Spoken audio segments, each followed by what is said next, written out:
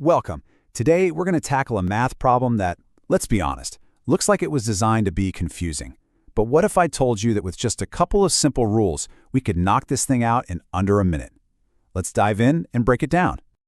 Okay, so here it is. You've got negative exponents, you've got division, you've got parentheses, a little exponent on the outside. It's a lot to look at. But here's the secret. You don't have to be a math genius to solve this. You just have to know where to start.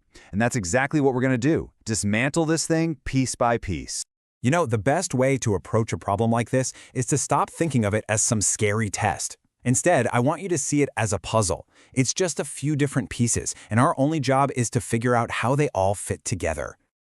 Right, and the real key to solving any puzzle is to stop staring at the whole confusing picture all at once. Instead, you just focus on one simple step at a time. So, what's our very first step? Well, it's getting our tools ready. So, before we even start solving, let's open up our toolkit. Now in math, our tools are really just the rules of the game. So let's lay them out.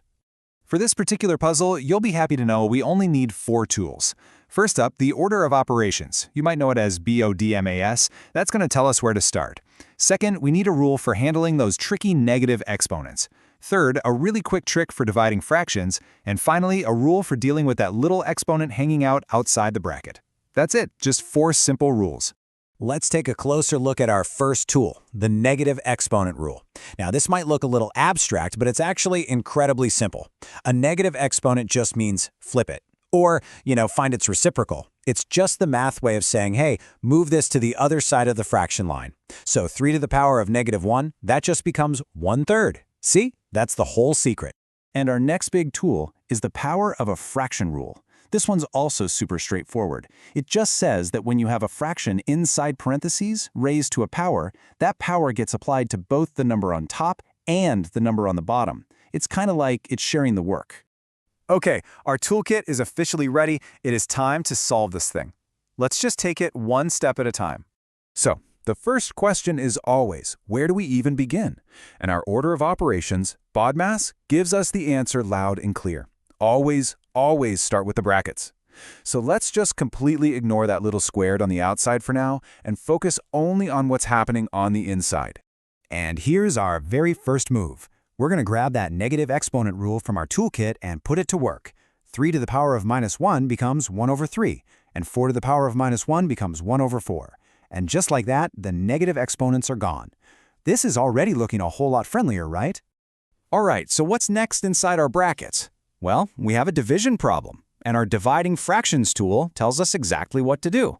You keep the first fraction the same, you change the division sign to multiplication, and you flip that second fraction completely upside down. So, dividing by 1/4 is actually the exact same thing as multiplying by 4/1. And now, look what we're left with. It's just simple multiplication inside those brackets. This is the part where the puzzle really starts to click into place.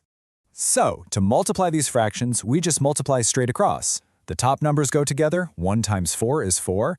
The bottom numbers go together, 3 times 1 is 3. And check that out. Everything that was inside that complicated-looking bracket has now simplified all the way down to just 4/3. We are on the final step. Seriously, we've totally solved the inside of the bracket, and now all that's left is to deal with that little exponent on the outside. This is the home stretch. And now, for our final tool. Remember that power of a fraction rule we talked about? This is where it comes in. That squared exponent that's been waiting patiently on the outside, it gets applied to both the 4 on top and the 3 on the bottom. So we get 4 squared over 3 squared. And for our very last calculation, 4 squared is 16, and 3 squared is 9. And there it is. The final answer is 16/9. Puzzle solved. So let's just do a super quick recap of the journey. We didn't do one giant complex calculation, did we? No way. We just used a series of simple tools. BODMAS told us exactly where to start. The negative exponent rule cleaned up the numbers for us. The division rule turned a tricky problem into simple multiplication. And then the power rule gave us our final answer. Each tool just did its own small job. And really, that's the key takeaway here. A problem that looks really complex is often just a simple process in disguise. Once you have the right tools in your toolkit, you can solve just about anything. So the only question left is, what puzzle are you going to solve next?